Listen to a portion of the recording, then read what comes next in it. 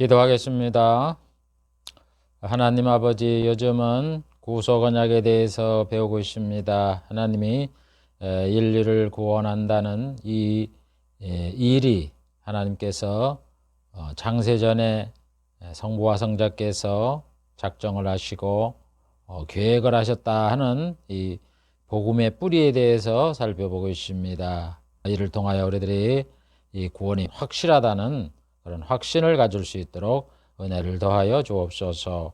부족한 종 이를 잘 깨닫고 전달할 수 있도록 은혜 주시고, 또한 말씀을 듣는 성도들 이 은혜를 잘 깨달아 그들의 신앙이 자라는 그런 귀한 생명의 양식이 되게 해 주시옵소서. 예수님의 이름으로 기도하옵나이다. 아멘.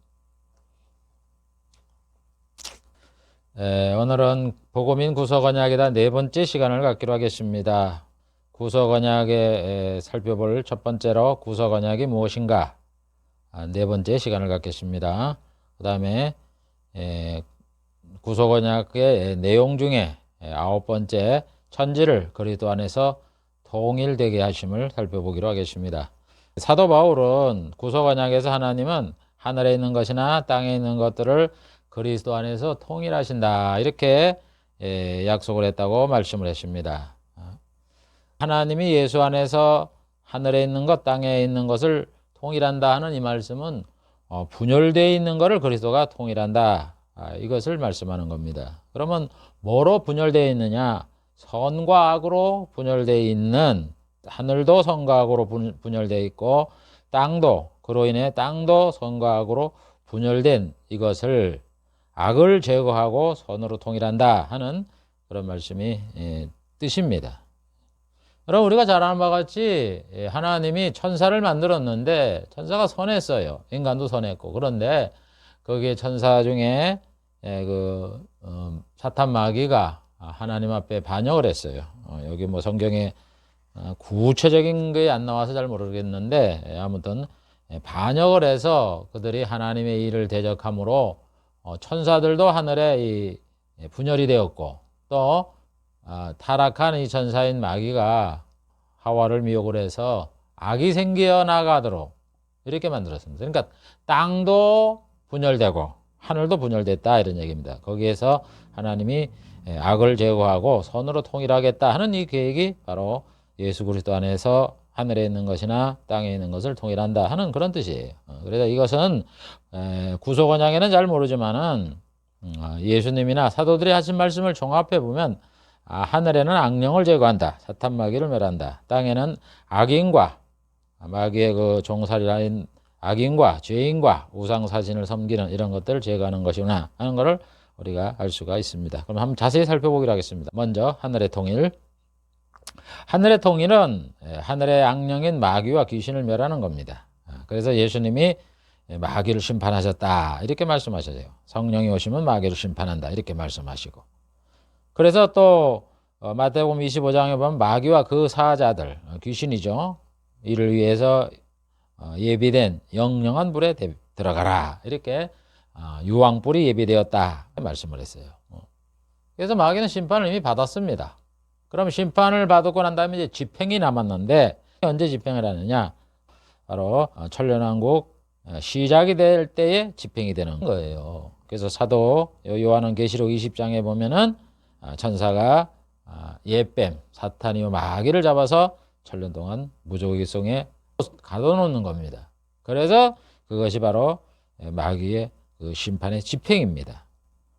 그 다음에 이제 천년이 지난 막바지에 이 마귀가 다시 노임을 받죠. 그래서 곡과 마곡의 지역에 있는 사람들을 미혹을 해서 하나님의 진, 아마 예루살렘인 것 같아요.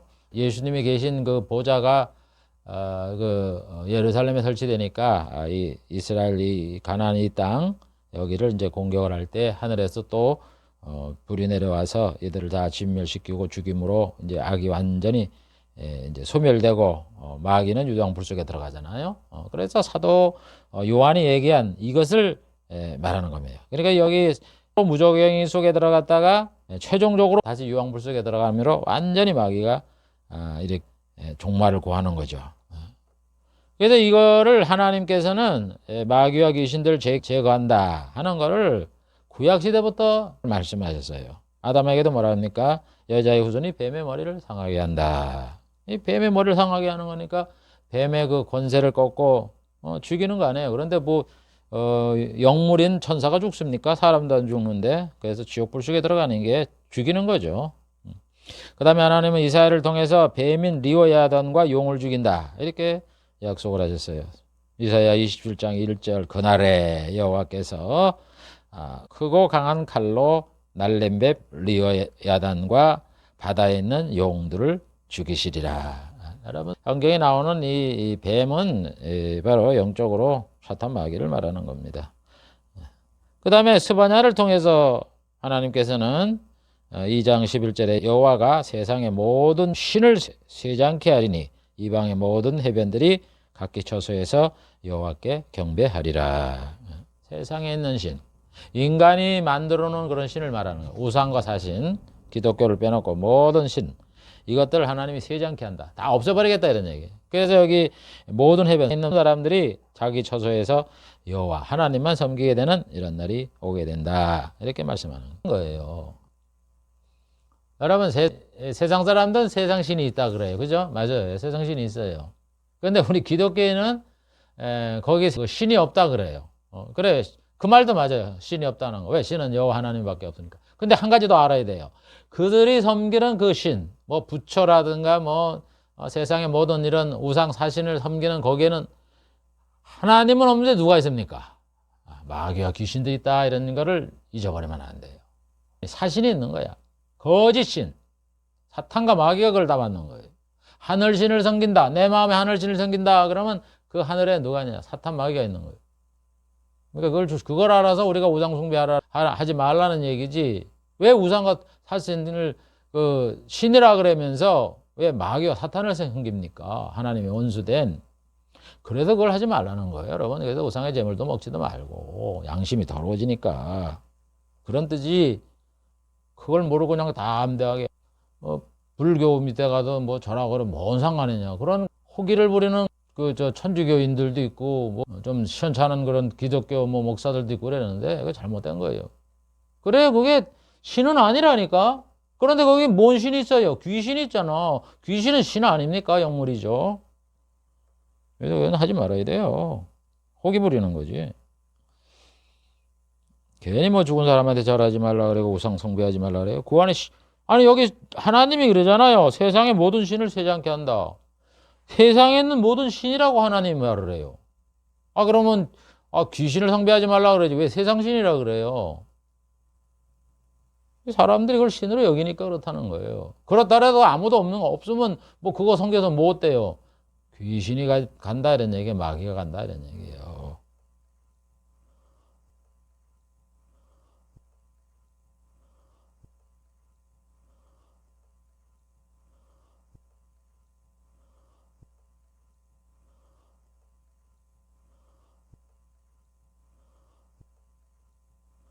그래서 하나님은 아담 이후부터 초지일관 하늘에 있는 악신 사탄 마귀를 멸하고 그를 추앙하는 이런 우상 숭배자 이단과 사신을 섬기는 이런 자들을 멸한다 이렇게 약속을 한 겁니다.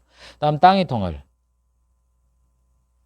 예수께서 땅에 통일을 한다. 이 말은 무슨 얘기냐? 바로 이 세상에 마귀로 인하여 생긴 그 악인 이 우상과 사신을 섬기는 이런 자들을 다 멸하고 그러니까 심판을 해서 멸하는 거고 그 다음에는 이 땅의 구주가 되셔서 우리가 아담 이후부터는 전부 다 죄인이 되었잖아요. 하나님을 제대로 알지 못하고 그래서 죄가 있기 때문에 그 죄를 없애는 구주가 되겠다 이런 뜻이에요. 그러니까 땅을 통일하기 위해서는 예수님이 구주가 돼야 되고 십자가 피 흘려 돌아가셔야 되죠. 그 다음에는 뭐예요? 심판을 해서 악인을 없애는 거예요. 그래서 첫 번째 재림은 심판하러 온 게 아니라 그랬어요. 우리를 구원하기 위해 왔지. 그러니까 예수님이 복음을 전파하고 십자가 못 박혀 돌아가셔서 우리가 예수를 믿으면 구원을 받을 수 있게 이렇게 했기 때문에 구주가 핵심이고 재림할 때는 뭐예요? 이제는 악인, 세상에 있는 악인을 없애서 착한 사람, 하나님을 믿는 사람만 천국에 들어가게 만들려고 이 땅에 재림하시는 거예요. 다 이래 목표가 있고 목적이 있는 거지. 그래서 땅을 통일한다는 것은 예수님이 첫째는 구주가 되기 위함이요. 두 번째는 재림주로 오셔서 심판을 하고 난 다음에 악인을 이제 지옥에 보내고 그 다음에 이제 이 땅에 이 지구상에 천국을 건설해서 예수 믿는 이런 선인을 천국에서 천년 동안 살도록 예수님이 다스리는 거예요. 그거를 바로 예수님이 땅을 통일하게 한다. 그런 얘기입니다. 그래서 구약에도 다 뭐라 그래요? 예수가 구주다. 예수님으로 인해 구원을 받게 된다. 예수님이 세상에 임한다. 예수님이 심판주가 되신다. 예수님이 만왕의 왕이 되신다. 그 나라를 경고케 한다. 그 위를 경고한다. 이렇게 가르치잖아요. 구약에. 그리고 사도 바울은 말하기를 그리스도가 이렇게 다스리고 난 다음에 나라를 아버지 앞에 바쳐서 성부가 만유의 주가 되는 천국 건설하게 될 것이다. 이렇게 구약 신약에 잘 조화롭게 말씀을 하고 있는 겁니다. 구약을 보면 하나님이 아담한테 뭐라 그래요? 여자의 후손이 뱀의 머리를 상하게 할 것이다.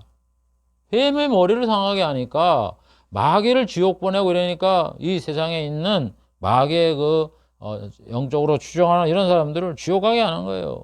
그러려면 권세가 있어야 되죠. 뭐 심판하는 권세, 다스리는 권세, 그게 만왕의 왕이다 이런 얘기죠. 그 다음에 예수님이 발꿈치를 상하게 된다. 죽으신다. 그게 바로 예수님이 구주가 된다 이런 얘기죠.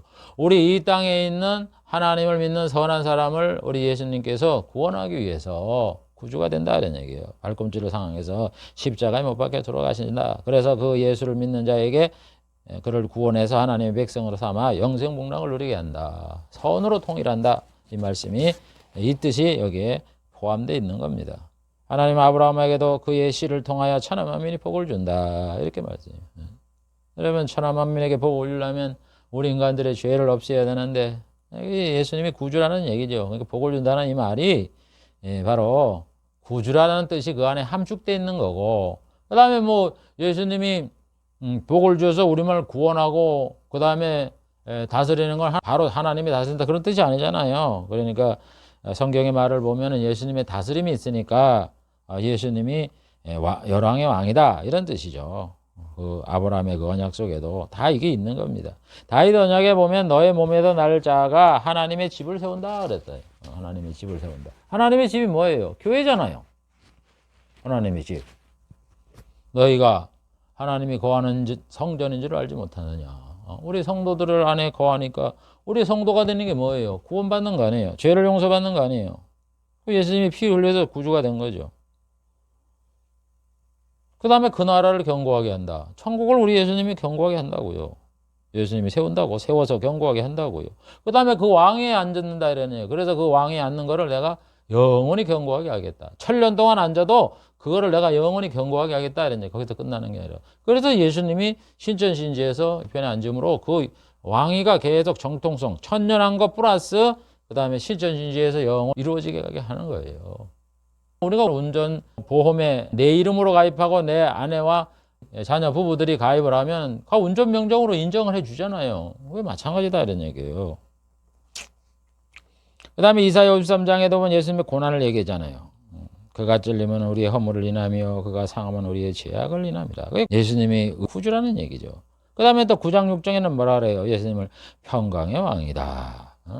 그는 아기를 하나 주셨는데 전능하신 하나님이다. 그러면서 평강의 왕이다 그러잖아요. 왕이라는 겁니다. 왕. 그 다음에 이사야 32장 1절에도 뭐라 그래요? 한 왕이 의로 통치한다. 앞으로 통치한다고요.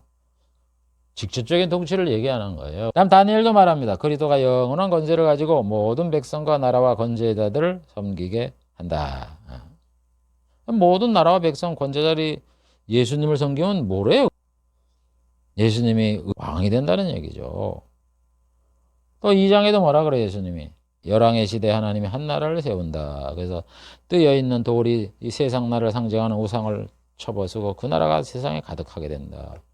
예수님이 세우는 한 나라. 그래서 예수님이 로마 시대에 강대국 로마 시대에 나라를 세우잖아요. 그 나라가 뭐예요? 그 교회지 뭐예요? 교회가 천국 갈 백성이니까. 그러니까 천국 갈 백성이 생기는 것부터 천국이 이제 시작되는 거예요. 천국은. 천국 하나님의 백성이 사는 것 안에 됐으면 내가 천국의 구성원이 된 거니까 천국이 시작된 거죠. 솔로몬도 말합니다. 저가 바다에서 바다까지 강에서 땅끝까지 다스리시니 만왕이 그 앞에 부복하며 열왕이 그를 섬긴다. 만왕이 부복하면은 만왕이 왕이죠. 예수님이. 열방이 그를 섬긴다. 왕이 되는 거예요. 이게 다 천국에서 예수님이 오시면 왕이 된다 하는 그런 말씀이죠. 예레미야도 말합니다. 뭐라 그럽니까? 하나님은 다윗에게 한 의로운 가지를 일으켜서 다윗의 후손에게 한 가지를 일으켜서 왕이 돼서 예수님이잖아요. 지혜롭게 행사하며 세상에서 공평과 정의를 행할 것이다. 예수님은 이 나라를 다스릴 때 공평과 정의로 나라를 다스리지 그분이 뭔 자식이 있습니까? 뭐 인간입니까? 인간들은 자기 그 뭐 돈 주고 뭐 한다 그러면 자기한테 충성하고 헌신하면은 자기 정치 봐보세요. 뭐 무슨 파 그러면 그 밑에 들어가서 한 자리 얻으려고 하잖아요. 국민들은 뭐 근데 세금을 많이 내든 망하든 말든 지들 그저 잔치하고 있잖아요. 그러나 우리 하나님이신 예수님이 무슨 가족이 있습니까? 뭐 그분은 공이에요. 원칙이에요. 원칙대로 하는 거고 공평하고 정의롭게 하는 거예요. 누구든지. 에스겔에도 말합니다. 나 여호와는 그들의 하나님이 되고 내 종 다윗은 그들 중에 왕이 된다. 여보세요. 예수겔이 예언한 이 말씀에 보면 정치와 종교가 분리가 되잖아. 여호와는 그들의 하나님이 되고 내 종 다윗은 그들의 왕이 된다. 그러니까 천년왕국이 되면 여기 다윗은 다윗이 부활을 해갖고 왕이 다스린다는 얘기는 아니고 다윗의 후손 아까 얘기했잖아요. 다윗의 가지 그걸 얘기하는 거예요. 그래서 예수님은 왕이 되고 그럼 성부 하나님 어디 계시냐? 성부 하나님 안 보이지만 하나님을 섬기는 거예요. 지금은 우리가 예수님 구주 이러면서 하나님을 안 섬깁니까? 똑같이. 그런 시대가 된다 이런 얘기예요. 그 다음에 미가도 예언하죠. 베들레헴은 유다 족속 중 작을지라도 이스라엘 다스릴 자가 내게서 나온다. 다스릴 자가 왕이죠. 스가라도 보면 내 왕이 이만하니 공의롭고 구원을 베풀고 겸손해서 나아가기를 탄다. 나아가기를 탄 왕이 온다 이런 얘기예요. 그래서 뭐라 해요? 그의 정권은 바다에서 바다에 이르고 유브라다 강에서 땅끝까지 이르게 된다. 정권이 그 통치의 영역이 지구다 이런 얘기잖아요. 바다에서 바다. 태평양에서 태평양까지. 인도양 다 북극해 남극해 다 앞에서 바다에서 바다. 유브라데도 땅끝. 땅끝은 한 바퀴 도는 게 땅끝 아니에요. 그 전 지구라는 얘기고 여기 유브라데 강이 있는데 지금 이 땅을 얘기하는 거죠. 그러니까 이 지구가 변해서 천국의 영토가 되는 겁니다. 그래서 예수님이 뭐라 그래요? 자신이 구주라고 그랬잖아요. 내가 대속물로 왔다 그러면서 새 언약을 세우며 피 흘리고 죽을 거를 말하잖아요. 이게 뭐예요? 내가 구주다 이런 얘기야. 땅을 통일하고 하늘을 통일. 하늘은 통일할 필요 없어요. 이 하늘 통일하는 예수님이 구주인 게 필요 없어요. 예수님이 그 심판주가 되면 되는데. 그러나 이 세상 사람을 구원해야 되기 때문에 죄를 용서하기 때문에 땅을 위해서 예수님이 구주가 되는 거예요. 그러면서 제사장 서기관 바리새인들에게 고난을 받고 죽을 것이다. 이렇게 3번 얘기하잖아요. 자신이 구주다 이런 얘기예요. 땅을 통일하기 위해서. 땅에 있는 하나님의 백성을 구원하기 위해서. 그래서 구주가 된다는 거고. 그 다음에 다시는 왕이다. 이제 심판주다. 이걸 또 말씀하잖아요. 다시는 왕이고 자신의 나라는 이 세상에서 안속했다. 그러면서 자기가 천국을 건설한다. 그래서 말하잖아요. 세상이 새롭게 되어 보좌에 앉는다. 이게 천국을 건설하여 왕이 앉는다는 거죠. 만왕이 왕이 된다는 거죠. 그래서 2가지를 주님은 말씀하고 있는 거예요. 그래서 만왕이 왕이 되어서 세상은 이제 통일을 해서 예수님이 다스리는 거고 그 다음에 하늘의 영계도 우리 예수님이 이 땅에 오셔서 심판을 했기 때문에 천사를 명해서 마귀를 천년 동안 감금을 시키고 천년왕국이 시작되는 거예요. 그래서 천년왕국에 사람들의 수명이 나무처럼 되는 거고 마귀의 미혹이 없기 때문에 이런 보통 일반적인 거로는 이 평화가 복락이 상대적인 복락이 넘치는 거예요. 사도 바울도 그래서 예수님을 뭐라고 평가해요? 자신을 비워 낮아져서 종의 형체를 가져 사람과 같이 되어 낮추시고 죽기까지 복장하여 죽으셨다. 이 구주라는 얘기예요. 그래서 하나님은 그를 높여서 어떻게 했다는 거예요? 천지에 있는 모든 자들로 무릎을 예수님의 이름으로 꿇게 하시고 보세요.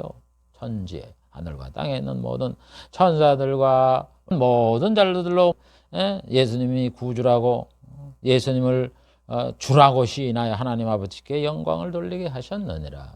예수님을 주여 주여 하면서 우리가 찬양하고 경배하잖아요. 그렇게 만든 거예요. 하늘에 있는 것, 땅의 것을 다 예수님 앞에 복종하게 하는 거지요. 하나님이 그렇게 만들었는데 마귀가 뭐 어떻게 해요? 예수님 오셨을지.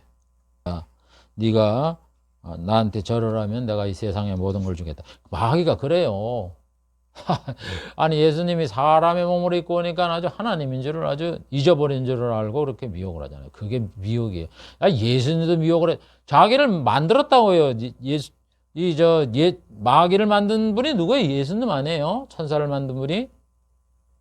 그런데 그 예수님 앞에 그렇게 대드는 거예요. 그래서 예수님이 구주이시고 만왕의 왕이다. 이 천국을 다스릴 뿐이다. 이래 얘기를 하면서 고린도전서 15장에는 혼란을 다스리는 후 나라를 아버지 앞에 바쳐서 성부가 만유의 주가 되게 해서 통일된 이런 나라를 완성하여 아버지가 다스리게 한다. 이걸 사도 바울이 말씀을 하는 거예요. 베드로도 보면 이스라엘로 회개케 하사 죄 사함을 얻게 하시려고 그를 오른손으로 높여사 임금과 구주를 삼으셨다. 우리의 죄를 용서해 주려고. 왜 죄를 용서해 줘요? 천국의 구성원이 되게 하려고. 그냥 예수님이 그냥 우리를 죄를 용서해 주고 구원하려는 게 아니에요. 그리고 땡. 그게 아니라고. 천국에 들어가서 천국의 백성을 삼아야죠. 예수님 왕이 된 백성이 있어야 되죠. 죄 사함을 얻게 하시려고 그를 오른손으로 높이사 임금과 구주를 삼으셨다. 사도 요한도 말합니다. 예수님이 그래도 만왕의 왕이다. 만주의 주다. 다리에 이렇게 그 글씨가 써 있다고 얘기를 하면서 예수님이 천년 동안 백성들과 함께 왕 노릇한다. 그러면서 예수님이 천국의 통치를 말하잖아요. 이와 같이 구약에 말씀한 거, 예수님이 말씀한 거, 사도들이 말씀한 걸 통하면 다 똑같이 예수님이 구주다. 그 다음에 예수님이 만왕의 왕이셔서 천국을 통치한다. 이렇게 말하는 거예요. 그래서 그걸 구속언약에서 천지를 그리스도 안에서 하늘에 있는 것이나 땅에 있는 것이나 통일한다 이렇게 말하는 거예요. 그래서 정리를 하면 뭡니까? 하나님이 그리스도 안에서 하늘에 있는 것이나 땅에 있는 것을 통일된다고 하는 것은 예수님이 구주가 되시어서 하나님의 백성을 마귀의 그 억압에서 해방시켜 구원하는 것이고, 그래서 뭐예요? 천국을 건설하여 예수 믿는 사람들 하나님의 백성으로 삼아 우리 예수님이 통치하는 거고, 그 다음에 하늘에 있는 그 사탄 마귀, 악인들을 다 없애고, 그 다음에 이제 사탄 마귀로 인해서 생긴 음부와 사명을 다 없애고, 그래서 하늘을 통일하는 거예요. 그래서 나라를 아버지 앞에 바침으로 하늘과 땅에 있는 것이 통일되는 이런 것을 의미하는 겁니다. 다음 10번째, 하나님의 은혜의 영광을 찬미하게 하심. 사도 바울은 구속언약에서 하나님이 하늘에 속한 신령한 복을 받을 자들을 그리스도 안에 선택하여 아들 삼고 예수 그리스도의 피로 죄를 용서해 주고 그리스도 안에서 기업을 삼으시고 거룩하고 흠이 없게 하시려고 하신 그 목적이 뭐냐? 바로 하나님의 은혜의 영광을 찬미하게 하려고 이런 선물을 준다. 이렇게 말씀하고 있어요. 에베드 1장 6절 이는 그의 사랑하는 자 안에서 예수님 안에서 우리에게 거저 주시는 바, 거저 주셨기 때문에 거저 주신 하나님의 은혜를 주신 그 은혜의 영광을 찬미하게 하려는 것이다. 이렇게 말씀하는 거예요. 그래서 우리가 예수를 믿어 구원을 받은 하나님의 진정한 목적은 뭐냐? 하나님을 거저 주신 은혜의 영광, 우리에게 주신 은혜, 그 은혜가 보통 은혜입니까? 그래서 은혜의 영광이라는 거예요. 영광스러운 은혜다 이거예요. 영생복락을 누리는 게 얼마나 영광인지 아세요? 그거를 찬미하게 하려는 것이다. 이렇게 말씀하는 거예요. 그래서 여러분, 우리가 이 세상에 예수를 믿으면서 아직까지 누리지 못하고 그래서 그렇지, 이거 영생복락의 그 영광이라는 건 말할 수 없는 은혜예요. 그래서 우리가 그거를 보고 신앙생활을 하면서 현실의 어려워도 잘 참고 믿음으로 나가는 거예요. 이게 구원의 목적이에요. 뭘 하나님 앞에 기도해서 얻었다고 그래도 좋아가지고 냄비 끓듯이 하다가 또 그런 게 없고 또 어려움이 있으면 그냥 쭉 꺼져갖고, 물론 사람이 다 그래요. 저도 신앙생활 하면서 목사가 되었지만 사실 이 물질 육적 생활에서 벗어날 수는 없어요. 그거 다 영향을 받아요. 그러나 이제 그 점만큼 처음 믿을 줄만큼 그렇게 낙심하고 절망하지 않아요. 잘 돼도 그렇게 좋아하지도 않고 그냥 항상 그렇게 내 마음이 요동치는 그 냄비처럼 되지 말아야 되겠다 하는 그런 마음을 가지지, 뭐 음에 기사라 음에 기주고 이러면서 하늘 갔다 지옥 갔다 그렇게 하지는 않는다 이런 얘기예요. 왜냐하면 우리의 궁극적인 그 하나님이 선택의 목적이 뭐예요? 하나님이 거저 주신 은혜의 영광을 찬미하게 하려는 합니다. 그걸 우리가 잘 기억을 해야 돼요. 그래서 하나님은 구약 시대부터 하나님이 인간에게 영육간에 주시는 이 선물들로 인해서 하나님께 찬송을 드림으로 그걸 기쁘게 받은 것이 성경에 나타나요. 노아 홍수 봐보세요. 노아가 하나님의 선택을 받아서 홍수로부터 구원을 받는 이 엄청난 은혜를 받았잖아요. 그래서 배에서 나와서 8장에 보면 하나님 앞에 찬미 제사를 드리잖아요. 바로 이거예요.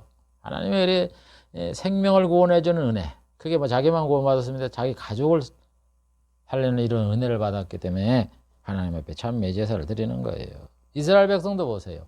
400년 동안 애굽에서 종살이를 하자 하나님께서 그들을 징벌하시고 또 바라의 공도가 쫓아오는 걸 보고 그 홍해 바다를 가르잖아요. 눈으로 보잖아요. 뒤에 그냥 그 왕의 그 수비대, 왕의 수비대가 얼마나 그 무기도 좋고 용맹합니까?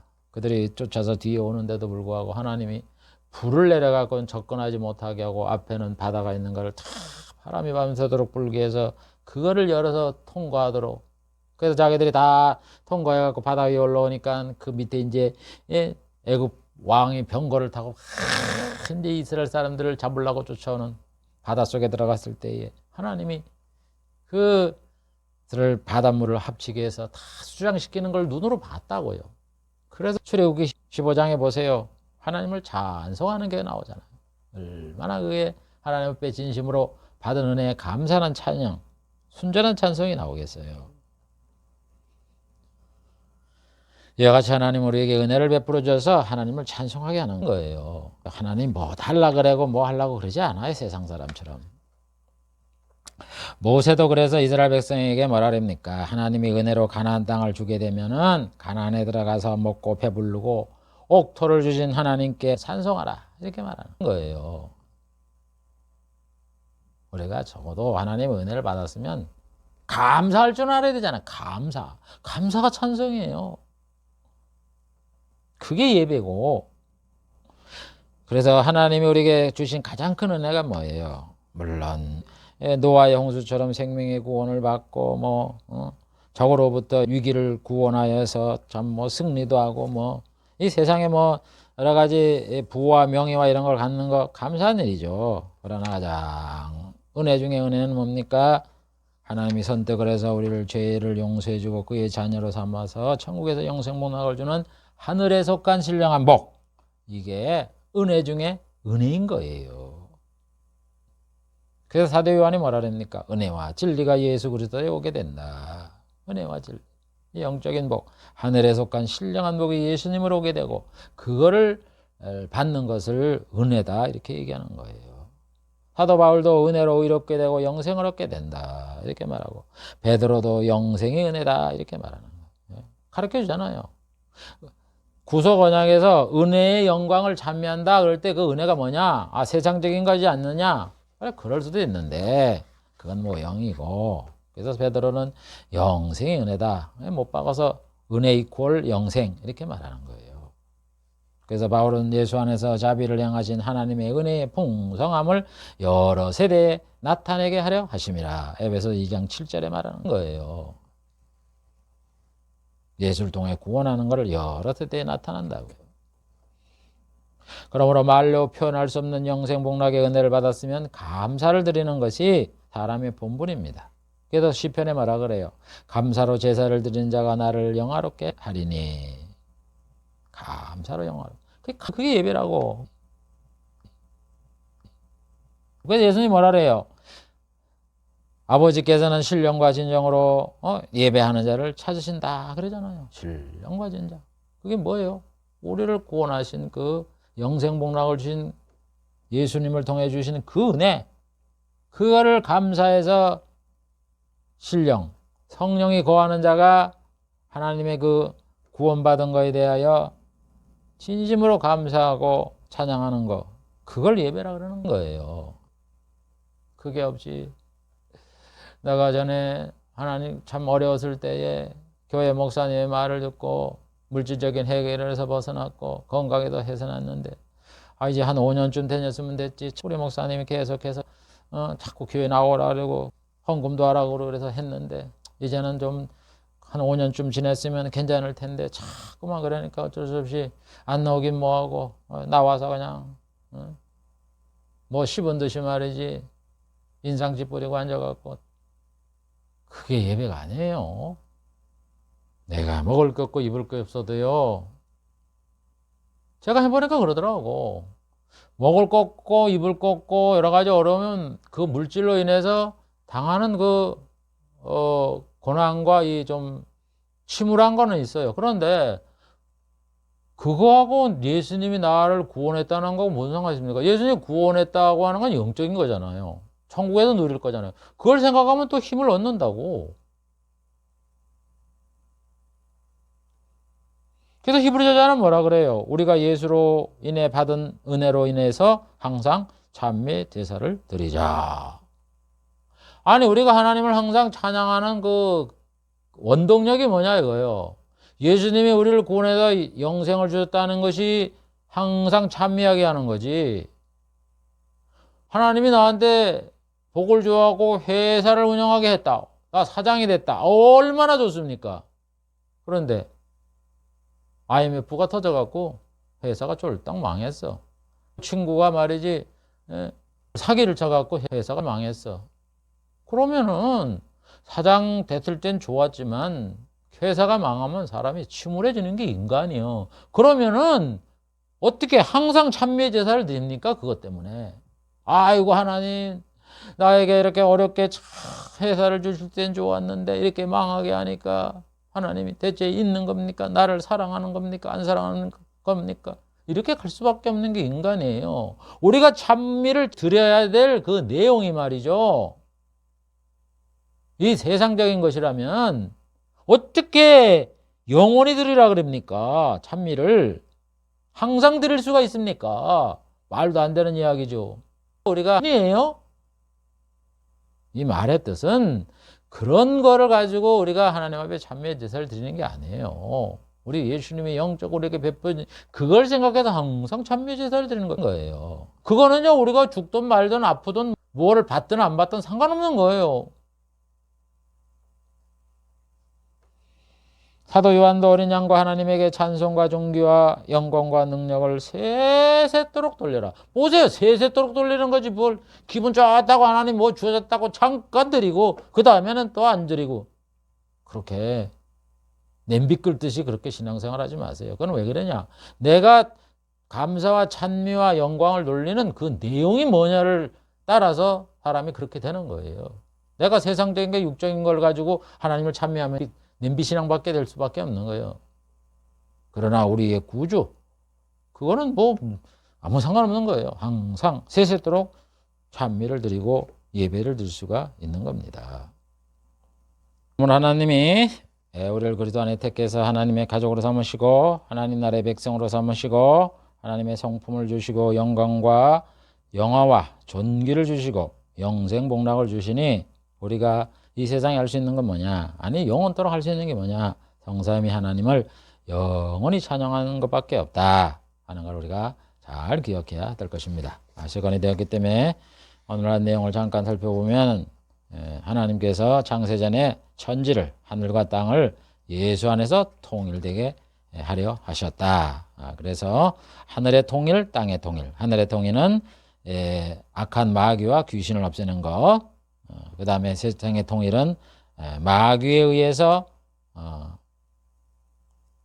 죄인이 되고 악을 행하고 하나님을 섬기지 않고 우상사진을 섬기는 인간을 벌하는 걸 말하는 거죠. 그 다음에 그 세상의 인간 중에서도 하나님이 택해서 예수를 믿어 구원을 받아 천국에 들어갈 이 백성을 만드는 이 구령사업, 구주가 되신 이 사업을 우리 하나님께서 계획을 하셨고 그거를 아담 이후부터 여러 선자에게 말씀을 하셨고 예수님이 오셔서 그걸 밝혔고 사도들이 밝혔다 하는 것을 우리가 살펴봤습니다. 그 다음에 또 하나는 우리 하나님이 우리를 이렇게 은혜를 베풀어 주는 것은 하나님이 은혜로 주신 그것이 영생복락이 얼마나 영광스러운 것인지 그거를 항상 찬미하려고 우리를 택했다 하는 것을 오늘 살펴봤습니다. 그래서 우리는 이 세상의 신앙생활하는 원동력이 뭐냐? 하나님께 예배하며 찬양하며 경배하는 그 원동력이 뭐냐? 힘이 어디서 생기느냐?